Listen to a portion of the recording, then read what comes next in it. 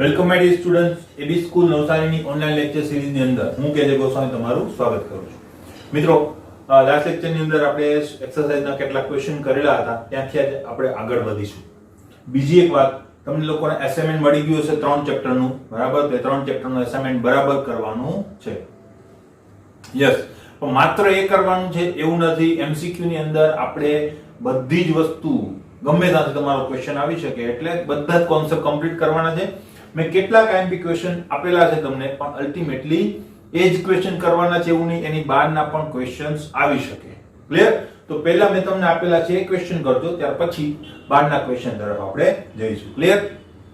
બીજી એક વાત, હવે આગળ ઉપર આપણે આજે સ્વાધ્યાયના જે પ્રશ્નો છે એ કમ્પ્લીટ કરી દઈશું, અને એક ક્વેશ્ચન આપણે બાકી રાખેલો છે, મેં તમને લાસ્ટ લેક્ચરની અંદર કીધેલું હતું, એનો પણ આજે અભ્યાસ કરી લઈશું, અને બીજા કેટલાક એક્સ્ટ્રા કોન્સેપ્ટ જે છે એનો અભ્યાસ આજે આપણે કરીશું. ક્લિયર? તો શરૂઆત કરીએ ફટાફટ. 9.28 બરાબર, ત્યાંથી આપણે બાકી હતું, તો ત્યાંથી આપણે શરૂઆત કરીએ. બરાબર, હવે એમસીક્યુ છે તો જોઈ લઈએ. સ્વાધ્યાય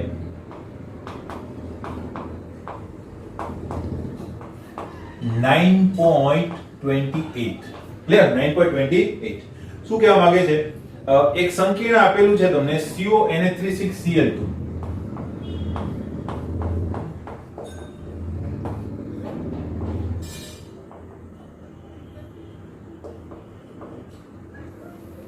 સંકીર્ણ દ્વારા દ્રાવણમાં કેટલા આયનો નિપજશે? બરાબર. હવે જો પહેલી વાત, તમને એક તો પ્રશ્ન એ થાય કે સર અહીંયા કાઉન્સ તો કરેલો નથી, બરાબર? તો કાઉન્સ કરવો જોઈએ, હું પણ ના પાડતો નથી. અલ્ટિમેટલી મેં તમને પહેલા જ કીધું છે કે આપણા કોર્સની અંદર 6 સવર્ગાંક અને 4 સવર્ગાંક, બરાબર? આટલા કોમ્પ્લેક્સ જે છે આપણે ભણ્યા છીએ, તો અલ્ટિમેટલી આની અંદર 6 સવર્ગાંક વાળું કોમ્પ્લેક્સ હશે એવું આપણે ધારી લઈએ, એટલે આ કોમ્પ્લેક્સની આપણે વાત કરીશું. હવે તમને એમ થાય સર તમે NH3 ને કેમ 6 રાખ્યા? તમે 5 NH3 ને 1 Cl ને પણ રાખી શકે, વાત સાચી છે, અને એવો ડાઉટ થવો પણ જોઈએ. અલ્ટિમેટલી જો આમાંથી હું NH3 એક દૂર કરી દઉં તો એને ક્યાં રાખું? છે તો મોલેક્યુલ ની અંદર જ, બરાબર? તો તમે NH3 ને કઈ અહીંયા કઈ બીજી જગ્યાએ નહીં રાખી શકો. પાણી હોય, H2O હોત, તો હું વિચારી શકું કે હું અહીંયા ઇન્ટુ કરીને H2O મૂકી શકું. NH3 તો વાયુ સ્વરૂપ છે ને, એવી રીતે મૂકી શકાતું નથી. તો મારી પાસે આ એક જ શક્યતા રહી કે જેની અંદર 6 એ 6 NH3 પણ મોલેક્યુલ ની અંદર રહે, 2 Cl પણ મોલેક્યુલ ની અંદર રહેશે. ક્લિયર મારું લોજિક? નેક્સ્ટ પોઈન્ટ, હવે આને જો પાણીમાં દ્રાવ્ય કરો, બરાબર, એટલે એનું આયનીકરણ થશે. આયનીકરણની અંદર કેટલા આયનો ઉત્પન્ન થશે? તો તમને ખ્યાલ છે ચોરસ કૌંસ કે જેને આપણે સવર્ગ પ્રભાવ ક્ષેત્ર કહીએ છીએ, એ સવર્ગ પ્રભાવ ક્ષેત્ર કોઈ દિવસ આયનીકૃત થતું નથી. એના ઉપર વીજભાર કેટલો હશે? તો Cl -1, તો અહીંયા -2 વીજભાર છે પ્રતિ આયનનો, તો આપણા સંકીર્ણ ઉપર કેટલો વીજભાર હશે? +2. ક્લિયર? પ્લસ બીજું શું હશે? 2Cl-. તો ટોટલ કેટલા આયનો ઉત્પન્ન થયા? તો તમને દેખાય છે અહીંયા 3 આયનો મળે. ક્લિયર? 3 આયનો મળે. તો ઓપ્શન નંબર 3 કે જેમાં 3 ઓપ્શન આપેલું છે. નેક્સ્ટ 2.29 ઉપર આપણે આવીએ. સોરી, 9.29 શું કહેવા માંગે છે? નીચેના આયનોમાંથી કયા આયનનું ચુંબકીય ચાકમાત્રાનું મૂલ્ય સૌથી વધારે હશે? બરાબર. તો હવે એના માટે બધી જ ચાકમાત્રા આપણે જોઈશું, બરાબર? મ્યુ ની વેલ્યુ આપણે જોવાની છે. તો બધા સંકીર્ણ હું જો લખી દઉં તમને, તો એક છે આપણી પાસે Cr H2O6 +3, બીજું છે આપણી પાસે Fe H2O6 +2, ત્રીજું છે આપણી પાસે Zn H2O6 +2. પહેલા શું કરીશું આપણે? ઓક્સિડેશન અવસ્થા આપણે હંમેશા મેન્શન કરવી પડે. તો ઓક્સિડેશન અવસ્થામાં જો તટસ્થ લિગેન્ડ જ છે, તો બધો ચાર્જ કોનો હશે? ધાતુનો હશે. તમને ખ્યાલ છે Cr +3 છે, Fe +2 છે, અને Zn +2 છે. બીજી વાત, હવે તમને પ્રણાલી ખબર પડી ગઈ હશે બરાબર. હવે બધી વસ્તુ આમ લોંગ સ્ટેપમાં આપણે જઈએ છીએ તો લોંગ સ્ટેપમાં જવાની જરૂર નથી. એમસીક્યુ સોલ્વ કરવા માટે એક ઈઝી રીત પણ આપણી પાસે છે. ચુંબકીય ચાર્જ માત્રા શોધતી વખતે આપણે શું યાદ રાખીએ છીએ? યુગ્મીકરણ, પ્રબળ લિગેન્ડ છે અથવા તો નિર્બળ લિગેન્ડ છે, એ એક વસ્તુ ખાસ ધ્યાનમાં રાખવી પડે. બરાબર. તો આની અંદર શું થશે? CR જે છે, બરાબર, એ CR એ કઈ પ્રણાલી બનાવશે? તો મનમાં થઈ જવું જોઈએ CR અપવાદરૂપ ઇલેક્ટ્રોન રચના છે. શું ઇલેક્ટ્રોન રચના છે? 3d5 4s1. 3d5 4s1 માંથી 3 ઇલેક્ટ્રોનો દૂર કરું, એક ઇલેક્ટ્રોન s કક્ષકમાંથી જશે, 2 ઇલેક્ટ્રોન d કક્ષકમાંથી જશે. એટલે આ જે છે એ કઈ પ્રણાલી બનાવશે? d3 પ્રણાલી બનાવશે. ક્લિયર? ચુંબકીય ચાર્જ માત્રા 3 છે એટલે 3 જે છે કેવા હશે? અયુગ્મિત ઇલેક્ટ્રોન જ ગોઠવાશે તો μ તમને કેટલું મળશે? 3.87. બરાબર. તો તે 83 થઈ ગયું કે નહીં? Next Fe+2. Fe+2 26 3d6 અને 4s2 ઇલેક્ટ્રોન રચના. તમે રફકામ પણ કરી શકો, હું મોડે કહું છું. બરાબર. તો +2 ઇલેક્ટ્રોન, 2 ઇલેક્ટ્રોન 4s કક્ષકમાંથી જશે તો 3d માં કેટલા વધશે? d6 પ્રણાલી. d6 પ્રણાલી બધાને યાદ છે, 5 કક્ષકોની અંદર અયુગ્મિત ઇલેક્ટ્રોન ને 1 ઇલેક્ટ્રોન યુગ્મિત થશે. કુલ કેટલા ઇલેક્ટ્રોન બચશે? 4. કેટલા ઇલેક્ટ્રોન અયુગ્મિત હશે? 4. હું અહીંયા લખી દઉં n 4. અહીંયા n 3. બરાબર. તો 4 ના હિસાબે 4.90 તમારી શું થઈ જશે? ચુંબકીય ચાર્જ માત્રા. +2 માટે આપણે જોઈએ તો આ તો બધાને યાદ હશે, d10 પ્રણાલી છે. d10 પ્રણાલીની અંદર 0.0 ચાર્જ માત્રા તમને જોવા મળે, કારણ બધા જ ઇલેક્ટ્રોન કેવા હશે? યુગ્મિત હશે. તો આપણો ઓપ્શન કયો સાચો થઈ ગયો? બીજા નંબરનો ઓપ્શન. ક્લિયર? નેક્સ્ટ પોઈન્ટ ઉપર જઈએ. 9.30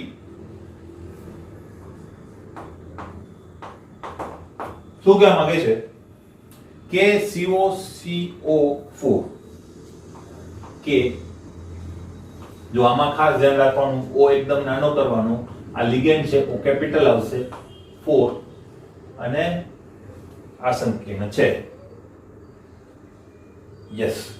તો કોબાલ્ટ નો ઓક્સિડેશન આ કેવો હશે? બહુ સિમ્પલ વસ્તુ છે પણ અહીંયા ખાસ કામ છે આનું. બરાબર ને? ખાસ ધ્યાન રાખવાનું છે આપણે.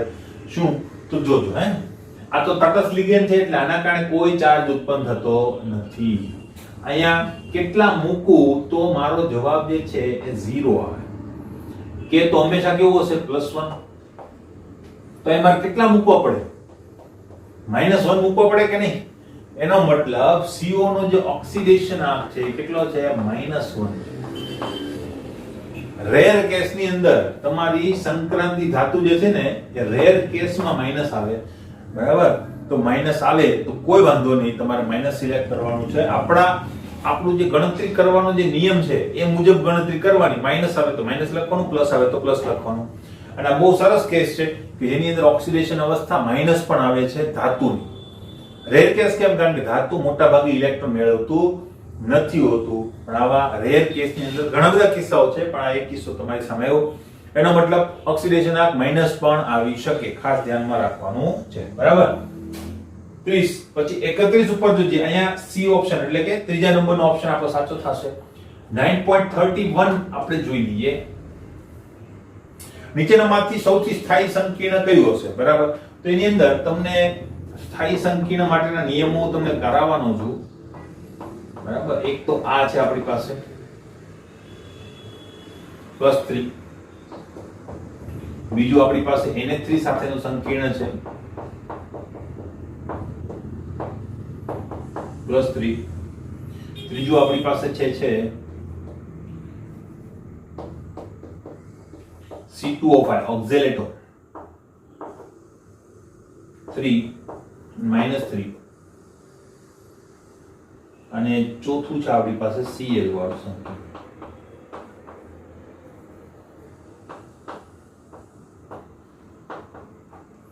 બધાની અંદર Fe જે છે એ +3 અવસ્થામાં જ છે.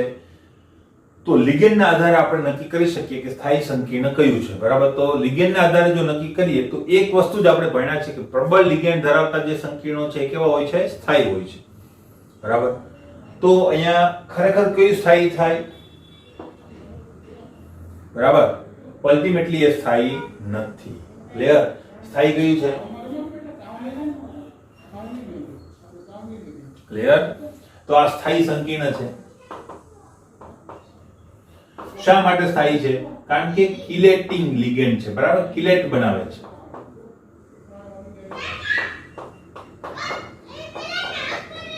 કિલેટિંગ લિગેન્ડની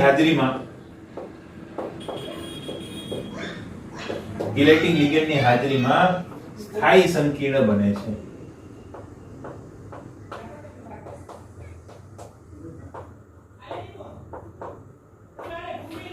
ક્લિયર? બરાબર. ખાસ કરીને દ્વિદંતીય જો લિગેન્ડ હોય અને એની સંખ્યા જેમ જેમ વધારે ને એમ પણ સ્થાયીતા વધતી જાય. બધા નિયમો હું તમને લખાવી સંકીર્ણોની સ્થાયીતાની અંદર, બરાબર. તો અત્યારે ખાલી આ વસ્તુ યાદ રાખો, બાકી એની કયા કયા ફેક્ટર ઉપર અસર કરે છે એ બધી વાત આપણે કરવાના છે. ક્લિયર?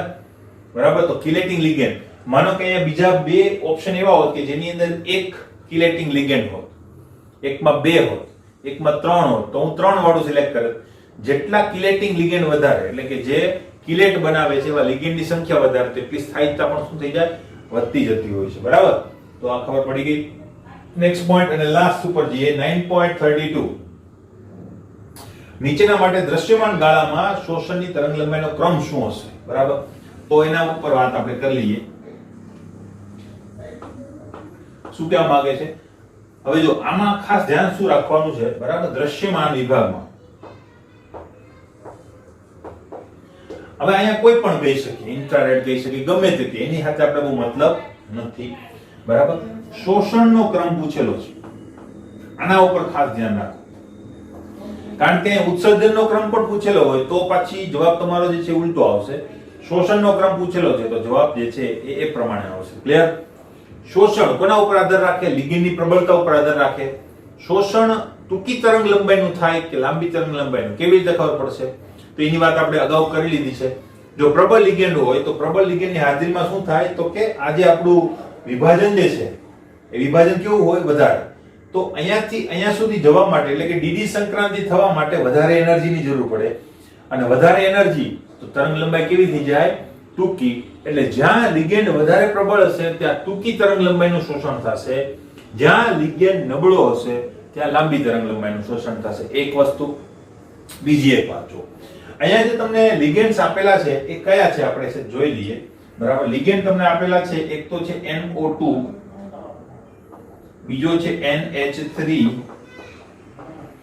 ત્રીજો છે NH3, ત્રીજો છે H2. બરાબર. તો હવે આની અંદર શું કરવું? બરાબર. આ લિગેન્ડ જે છે એને આપણે સ્પેક્ટ્રોકેમિકલ શ્રેણી જે છે એની અંદર આપણે જોયો નથી. બરાબર. પણ તમને એક વસ્તુ તો ખ્યાલ છે, મેં તમને વાત કરેલી હતી, બરાબર, કે જ્યારે પ્રબળ લિગેન્ડ અને નિર્બળ લિગેન્ડની વાત થાય ત્યારે કાન, નાક ઓર હાથનો નિયમ આપણે યાદ રાખવાનો છે.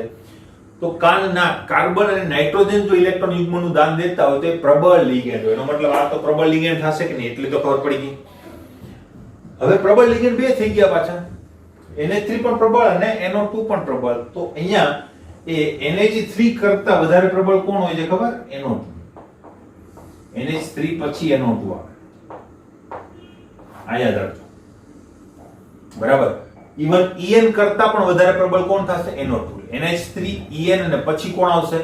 NO2 આવશે. ખબર પડી? NO2 ની પ્રબળતા વધારે છે, H2O ક્યાં આવશે? આ ક્રમ થઈ ગયો, પ્રબળતાનો ક્રમ થઈ ગયો. બરાબર. હવે પ્રબળતા વધારે તો તરંગ લંબાઈ કેવી થશે? ટૂંકી તરંગ લંબાઈનું શોષણ થશે. તો આ ક્રમ જે છે એ તમારો શું થઈ ગયો? તરંગ લંબાઈના શોષણનો ક્રમ. બરાબર. તરંગ લંબાઈ ના શોષણ નો ક્રમ શું થશે? તો કે NO2 ધરાવતું જે સંકીર્ણ છે એ સૌથી ટૂંકી તરંગ લંબાઈનું શોષણ કરશે, ત્યાર પછી NH3 ને સૌથી લાંબી તરંગ લંબાઈનું શોષણ કરશે H2O લિગેન્ડ ધરાવતું સંકીર્ણ. આ રીતે કોઈએ લખવા નથી, આખા સંકીર્ણ ત્યાં દર્શાવવા જોઈએ. ક્લિયર?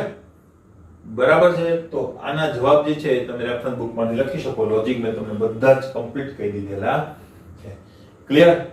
બરાબર. તો સ્વાધ્યાયના પ્રશ્નો અહીંયા આપણે પૂરા કરીએ છીએ. હવે આગળ વધીએ. મિત્રો તમે આપણે કોયડો બાકી છે 9.7, તો એ પણ આપણે જોઈ લઈએ. કોયડો 9.7. બરાબર. શું કીધું છે? MnBr4 એક સંકીર્ણ તમને આપેલું છે, MnBr4 -2. ફક્ત ભ્રમણ ચુંબકીય તાપમાત્ર 5.9 છે, બરાબર 5.9. તો સંકીર્ણ આયનની ભૂમિતિનું પ્રાકથન કરો. ભૂમિતિનો મતલબ થાય છે એનો આકાર, બરાબર. તો આકારનું પ્રાકથન આપણે કરવાનું છે. તો પહેલી વાત, અહીં સવર્ગાંક કેટલો છે? સવર્ગાંક છે 4. માટે મારી પાસે બે શક્યતાઓ રહી, બરાબર. એક તો sp3 સંકરણ, એક dsp2 સંકરણ, બરાબર. એટલે સમચોરસ અને સમચતુષ્ફલકીય, બરાબર. તો સમચોરસ છે કે સમચતુષ્ફલકીય, ચુંબકીય ચાકમાત્રાના આધારે કેવી રીતે ખબર પડે? તો બહુ સિમ્પલ રીતે આપણે કહી શકીએ. હવે ઉપરનું સંકીર્ણ છે એમાં Mn ની જે ઓક્સિડેશન અવસ્થા છે એ કેટલી છે? +2. એ તમે જોઈ શકતા હશો. અહીંયા -4, અહીંયા +2. તો -4 ને +2 કરો તો -2 તમારો જવાબ આવી જાય. ક્લિયર? તો +2 છે તો અલ્ટિમેટલી એની ઇલેક્ટ્રોન રચના શું થશે? તો Ar. હવે પરમાણુ ક્રમાંક ખબર હોવો જોઈએ, બરાબર. પહેલી શ્રેણીના તો ઓલમોસ્ટ આપણને કમ્પ્લીટ ક્લિયર મોડે હોવા જોઈએ. 25 છે તો 3d 4s આ 25, બરાબર. 2 દૂર કરો, s માંથી જશે 3d5 પ્રણાલી.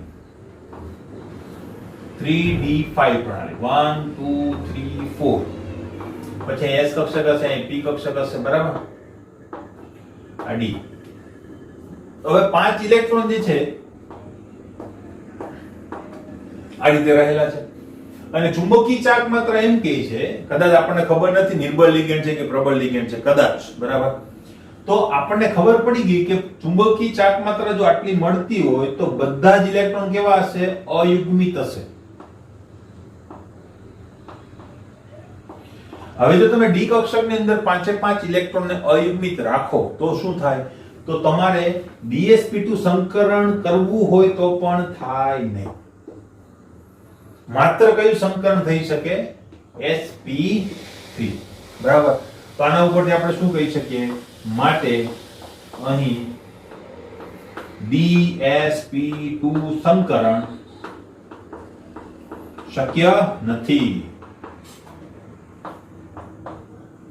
માત્ર sp3 સંકરણ થાય છે. માટે સંકીર્ણની ભૂમિતિ કેવી થશે? સમચતુષ્ફલકીય. ક્લિયર? આ થઈ ગયો તમારો જવાબ. તો એક કોયડો બાકી હતો એનો કમ્પ્લીટ કર્યો. નેક્સ્ટ લખાણ સંબંધી ક્વેશ્ચન છે આપણી પાસે 9.5 6 7 8 9 10. બધા જ ક્વેશ્ચન આપણે કરાવી દીધેલા છે, બરાબર. એમાં કોઈને પ્રોબ્લેમ હોવો જોઈએ નહીં. બધા જ ક્વેશ્ચનની ક્વેરી આપણે કમ્પ્લીટ નોંધની અંદર આપણે લખેલી છે, ક્લિયર? યાદ હશે તમને, બરાબર. તો એ બધા જ કમ્પ્લીટ કરી દીધેલા છે. એટલે કોયડાઓ પણ કમ્પ્લીટ, સ્વાધ્યાયના બધા જ પ્રશ્નો પણ કમ્પ્લીટ. હવે આગળ આપણો એક ક્વેશ્ચન જે બાકી છે, બરાબર, કે જે સ્થાયિકતાને લગતો હતો, એની આપણે વાત કરીએ. ક્લિયર? તો મિત્રો આપણો એક ક્વેશ્ચન જે બાકી છે સ્વાધ્યાયની અંદર, બરાબર, કે સંકીર્ણોની સ્થાયિકતા એટલે શું અને તેના ઉપર અસર કરતા પરિબળો. તો એ ક્વેશ્ચનનો આન્સર આપણે જોઈ લઈએ. તો સંકીર્ણની સ્થાયિકતા એનો પરિબળ જે છે એ આપણે એક્સ્ટ્રાની અંદર અમસ્તા પણ ભણવાના હતા અને આપણને ક્વેશ્ચન પણ આપેલો છે, પણ એને લગતી માહિતી ટેક્સ્ટબુકના કોન્સેપ્ટમાં છે નહીં, બરાબર. તો એમાં કન્ટેન્ટની અંદર કોઈ વસ્તુ જોવા મળતી નથી, તો આપણે એને શીખી લઈએ, બરાબર. તો શું કહેવા માંગે છે? સંકીર્ણની સ્થાયિકતા. હવે સંકીર્ણની સ્થાયિકતા છે ને એ બે પ્રકારની સ્થાયિકતા હોય છે. એક તો થર્મોડાયનેમિક સ્ટેબિલિટી, બરાબર, એ બે પ્રકારની હોય છે. એક તો થર્મોડાયનેમિક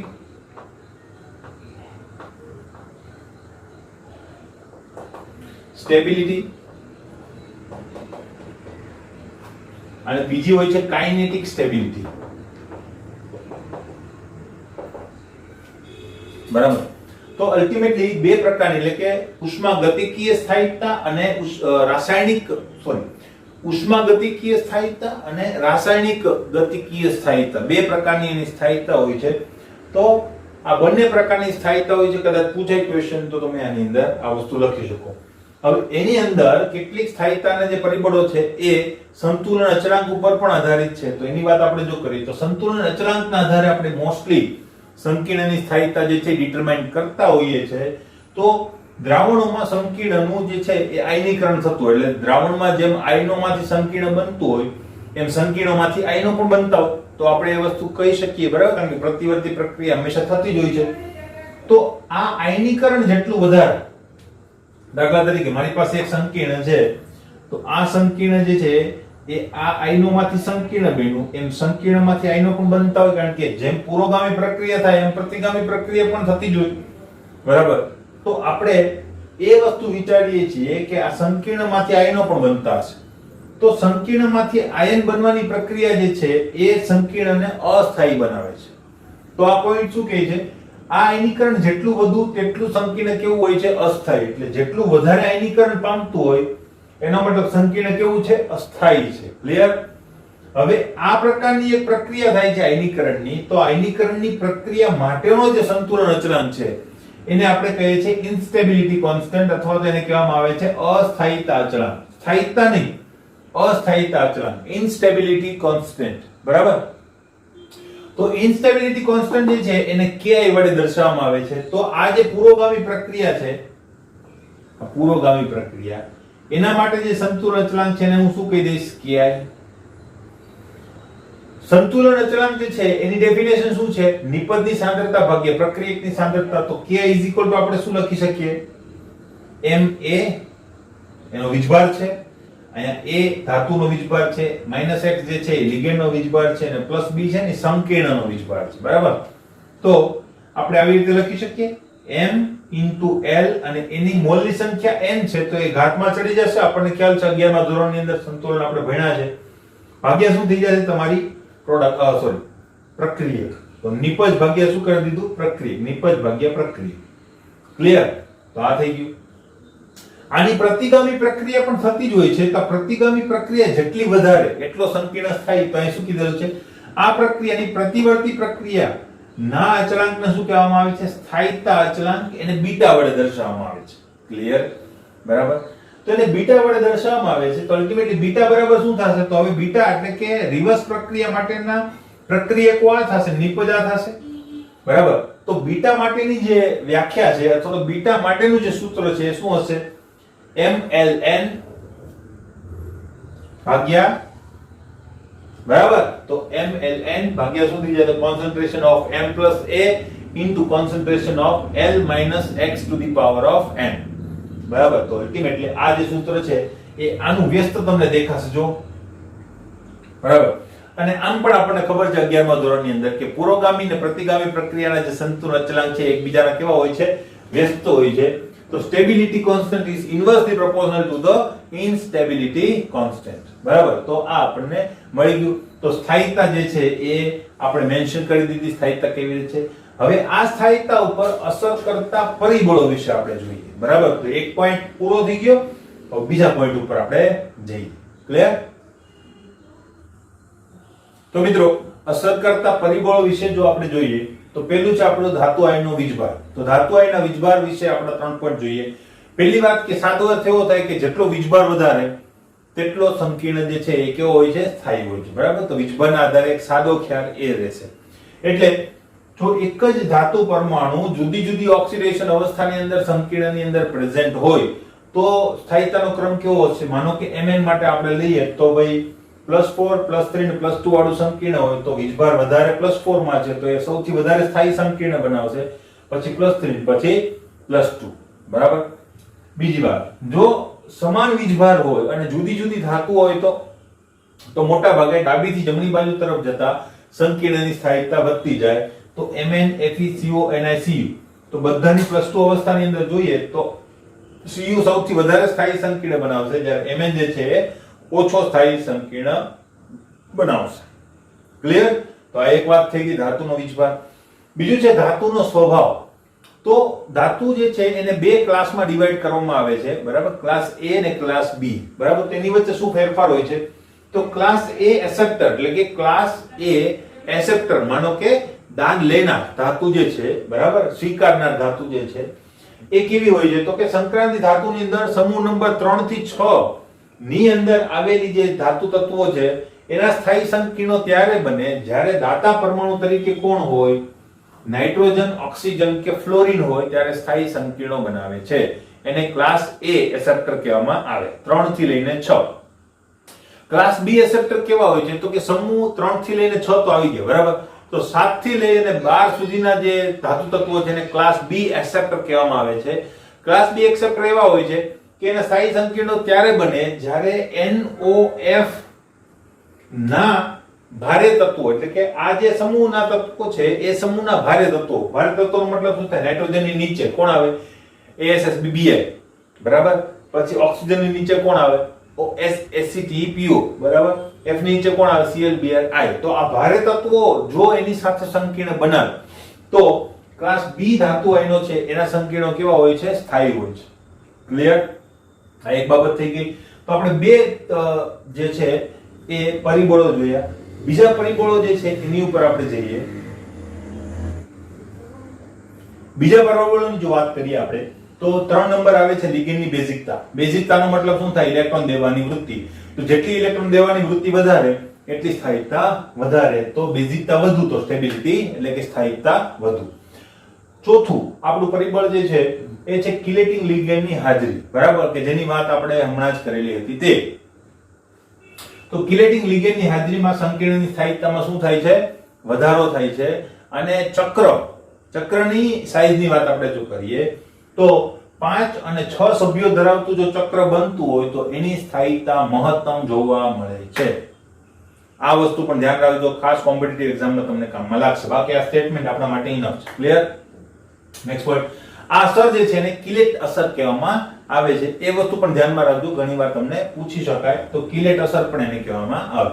નેક્સ્ટ પોઈન્ટ છે બહુદંતીય અથવા તો ચક્રીય લિગેન્ડની હાજરી. આમ ગણો તો આ બે પોઈન્ટ સરખા છે, પણ અલ્ટિમેટલી થોડુંક એની અંદર અલગ છે, એટલા માટે મેં નવો પોઈન્ટ લખેલો છે.